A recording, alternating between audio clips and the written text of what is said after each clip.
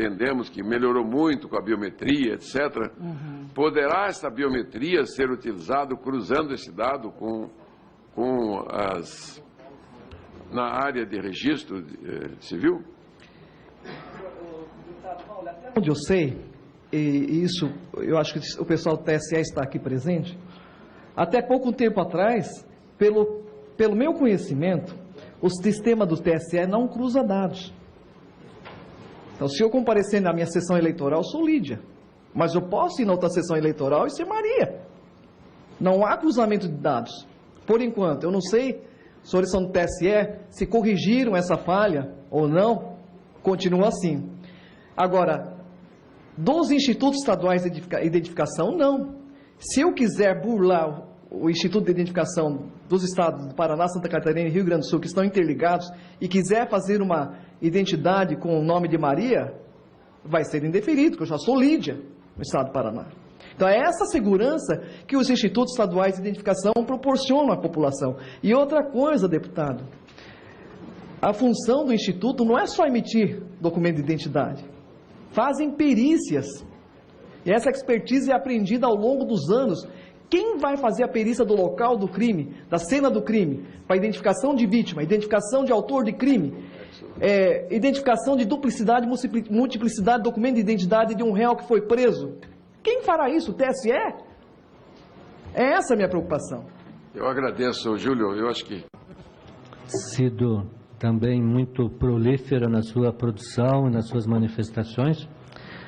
E passo a palavra à Sua Excelência a desembargadora Lídia Matico Maijima.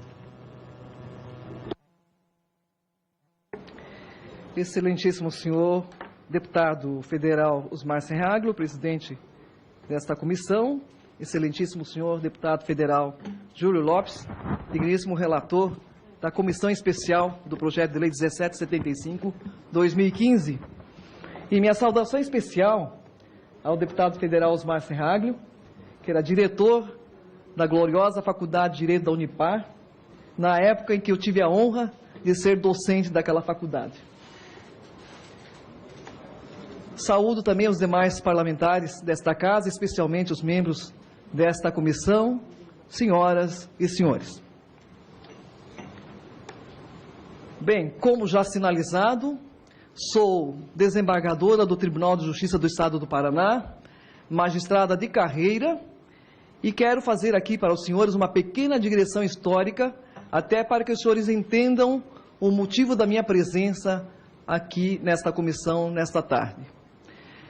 Quando comecei minha carreira no interior do estado do Paraná, passei a perceber a imensa maioria que os estelionatários e diversos outros criminosos fraudadores tinham de fraudar documentos de identidade, seja obtendo uma nova certidão de nascimento, seja obtendo cédulas de identidades extraviadas, furtadas ou roubadas de vítimas inocentes, e aplicando os mais diversos golpes na praça, além do que, presos em flagrante ou não, ao serem indiciados em inquérito policial, utilizavam-se desses documentos para denegrir a imagem de terceiros inocentes, sendo condenados muitas vezes como réus primários, recebendo penas pequenas, quando eram réus reincidentes, muitas vezes evadidos do sistema penitenciário, o que redundava em graves prejuízos às pessoas inocentes e também ao erário público, na medida que essas pessoas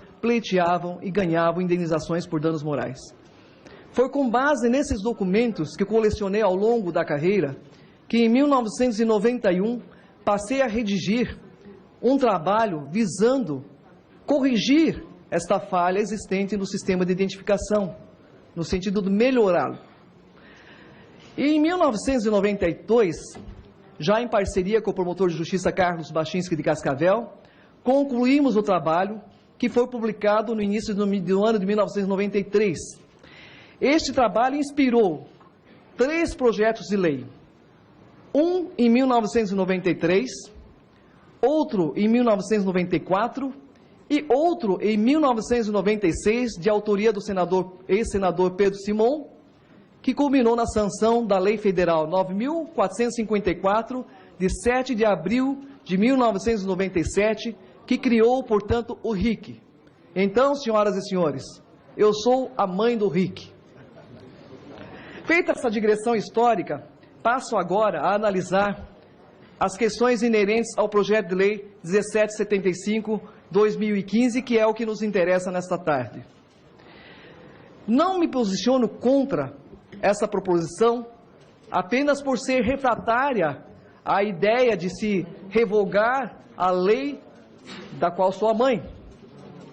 Não por vaidade pessoal, não por outro motivo, mas por questões eminentemente legais. Ou seja, data máxima venha, a proposta é inconstitucional, sob duas vertentes principais. Primeira, o artigo 121 da Constituição Federal estabelece que a competência do Tribunal Superior Eleitoral será estabelecida através de uma lei complementar. E nós temos uma lei 4.737 de 1965, que é o Código Eleitoral que todos nós conhecemos, que é de 1965 e, portanto, anterior à nossa Constituição Federal em vigor. Porém, a Magna Carta recepcionou o Código Eleitoral como lei complementar e, portanto, a competência do Tribunal Superior Eleitoral está delimitada nos artigos 22 e 23 do Código Eleitoral. Ou seja, o Tribunal Superior Eleitoral tem atribuição jurisdicional, que é a competência para julgar as questões eleitorais, a administrativa, que é organizar e realizar eleições, e a regulamentar, que consiste na elaboração de normas referentes ao processo eleitoral e nada mais. Nada mais. O registro civil e emissão de documentos são atividades desconexas do Tribunal Superior Eleitoral.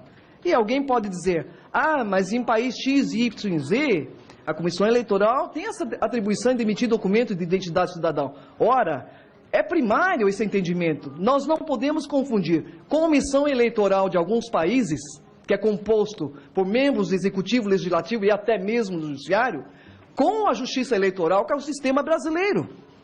Aí está a grande diferença. Uma é uma comissão eleitoral de outro país, a outra é a Justiça Eleitoral brasileira, regulada pela Constituição Federal e pelo Código Eleitoral, que está recepcionada pela Magna Carta com status de lei complementar. Afora essa questão da inconstitucionalidade sob esse prisma, de não ter atribuição de fazer essa operacionalização de emissão de documento de identidade único no país, nós temos outro aspecto inconstitucional, ou seja, o artigo 36 da Constituição Federal atribui aos particulares, através de delegação dos tribunais estaduais, o ato notarial de registro civil de pessoas. Então, sob esse prisma também, data máxima venha, a proposição é inconstitucional. Então, sob dois aspectos, a proposta, com a devida venha, é inconstitucional. E na questão prática também, eu já estudo essa questão da identidade única há muitos anos, e nós temos que pensar no seguinte aspecto. Na implementação prática, é lógico que essa questão é atinente aos técnicos, mas numa questão da carteira da habilitação, nós temos categorias A, B, C, D e na E nós temos MOP e outras coisas mais, de carregamento, de transporte de cargas perigosas, explosivas, etc. e tal. E nós temos prazo de validade de exames médicos. Como controlar isso? Através desse documento do TSE. Como controlar a mudança do domicílio eleitoral do cidadão? Como saber se ele está votando na zona eleitoral, na sessão eleitoral certa? Existe a mudança do domicílio? Nós temos que pensar na questão prática, que uma coisa é a teoria, outra coisa é a prática.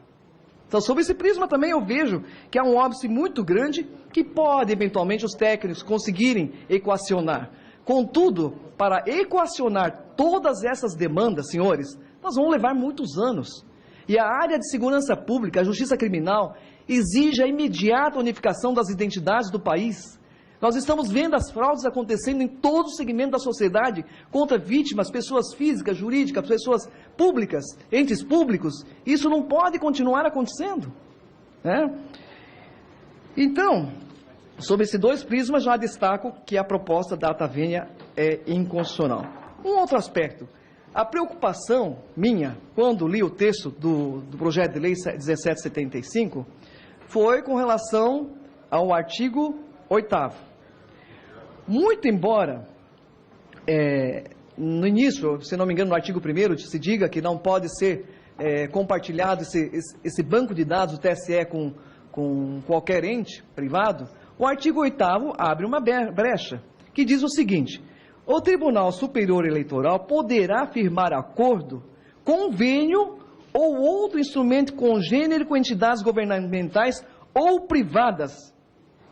Ou privadas, senhores. Isso está no texto do artigo 8º. Ou seja, há a possibilidade, há a brecha para que o órgão, TSE, possa fazer convênio com vários entes particulares. E nós temos uma experiência recente no ano de 2013, quando a revelia da então presidente do Tribunal Superior Eleitoral, um funcionário administrativo, firmou um acordo com um órgão de controle, que é o Serasa, e que a ministra, tão logo soube desse convênio, revogou imediatamente, porque invadia a privacidade do cidadão, né? Ferindo, portanto, a legislação. E nós sabemos, eu sou magistrada do Tribunal de Justiça do Estado do Paraná, e no 1º e 2º grau tenho militado praticamente a maior parte do meu tempo na esfera criminal. E hoje nós sabemos que os criminosos que sequestram pessoas para obterem o resgate, procuram dados no Facebook. Agora, os senhores imaginem se isso está acessível em vários órgãos, com dados cadastrais de bens patrimoniais. Isso é um risco.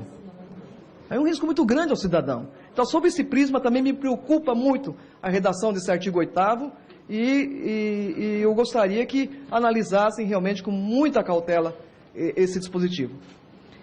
Agora, com relação à viabilidade do RIC.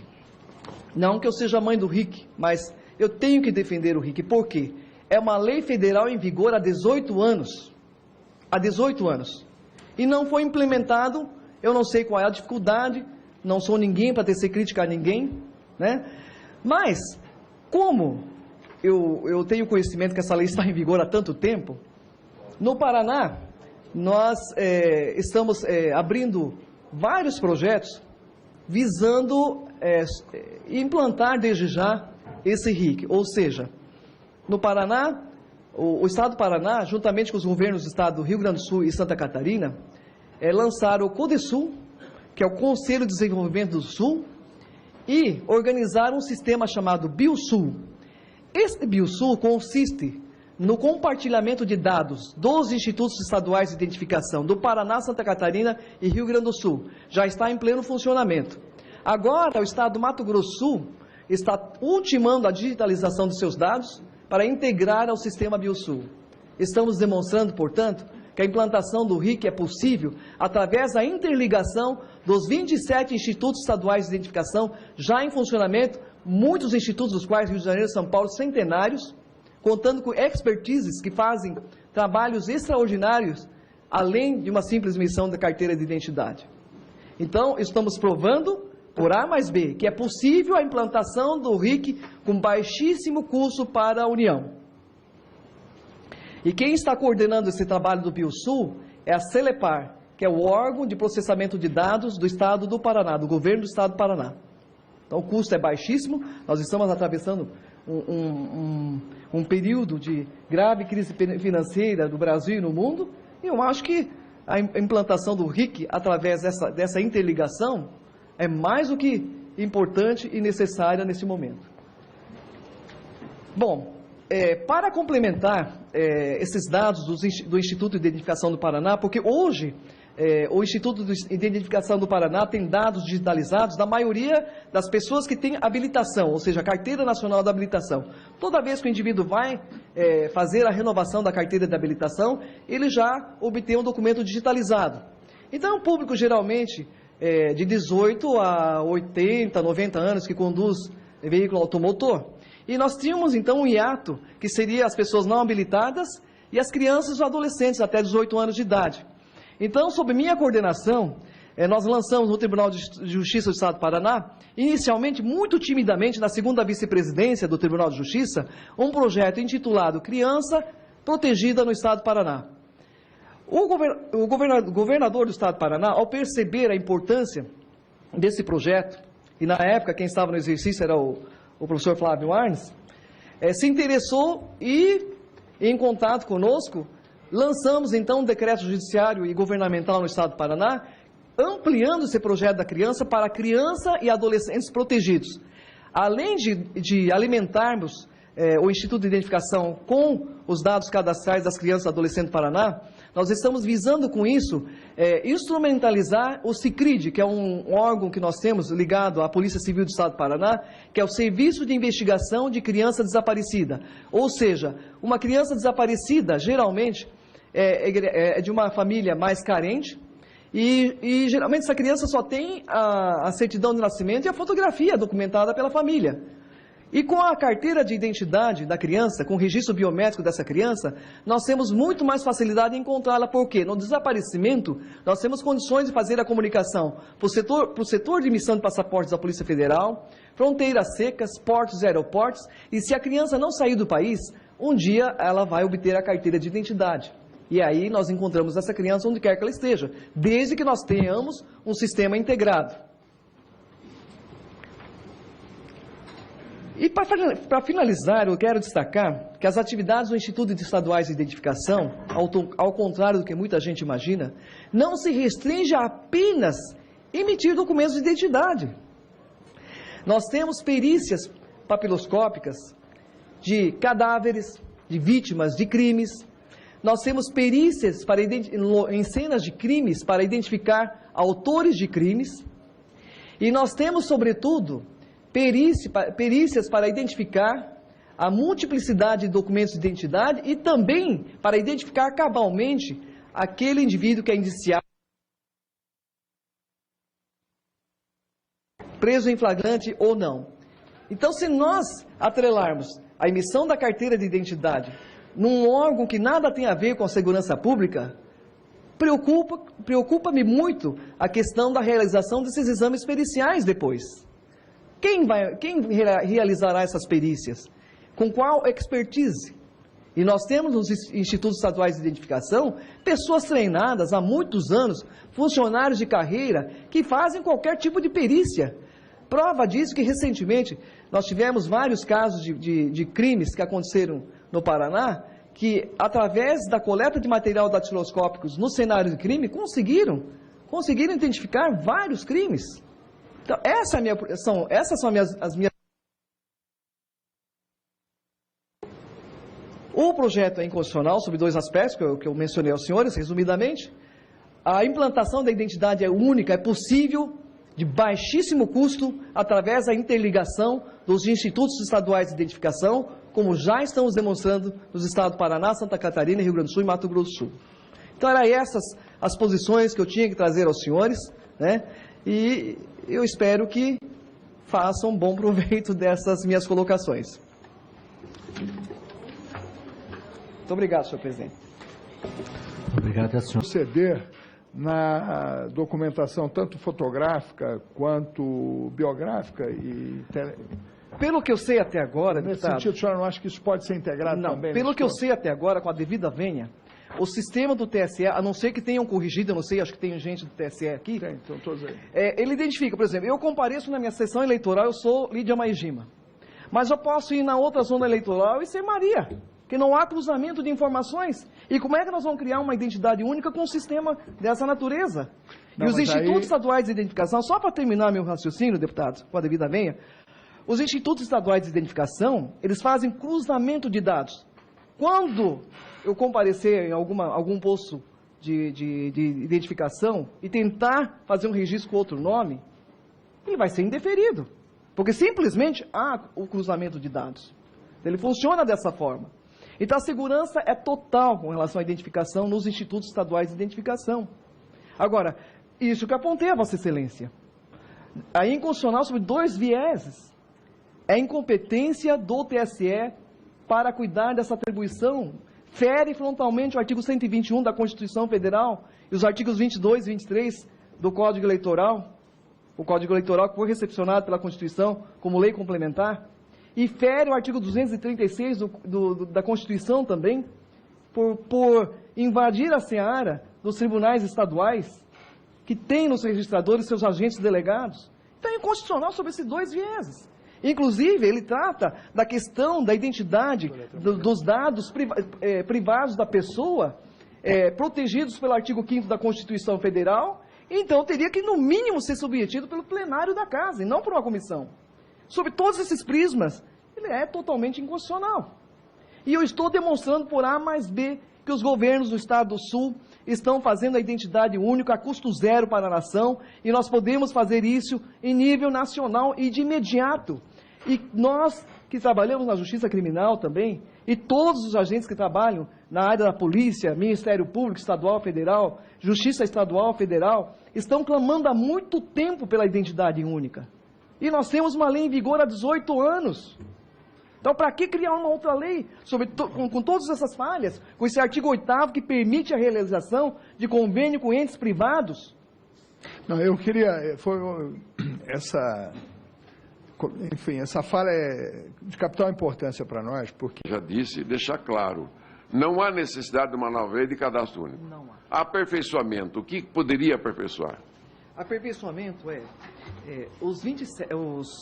todos os demais institutos de identificação, Liga, por favor. Todos os demais institutos estaduais de identificação fazerem a digitalização de seus dados e, em seguida, fazer a interligação. É simples, é muito simples e a custo zero para o país.